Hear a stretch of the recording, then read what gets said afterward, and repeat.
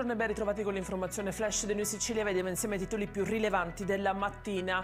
In apertura lo stanziamento di 35 milioni di euro per contrastare la siccità in Sicilia. Gli aiuti sono destinati alle imprese agricole che nel corso del 2024 hanno registrato perdite economiche a causa proprio della siccità. Dichiarato invece ufficialmente lo stato di crisi e di emergenza regionale per i gravi eventi franosi che hanno colpito Caltanissetta lo scorso 10 e 11 dicembre 2024, previsto anche il finanziamento di uno studio tecnico-scientifico.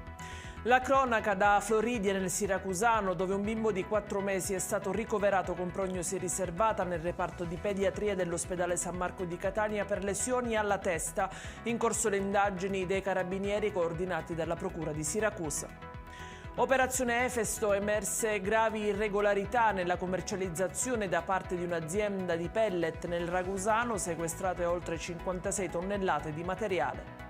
Saldi estivi in Sicilia, si parte il 5 luglio, in merito si è espresso Giovanni Felice di Confimpresa Sicilia che chiede regole più eque e la salvaguardia dei negozi locali. Ed è tutto per questa edizione, vi ricordo come sempre che i dettagli su queste notizie e molte altre li trovate sul nostro sito e sui nostri canali social. Grazie per averci seguito e a più tardi.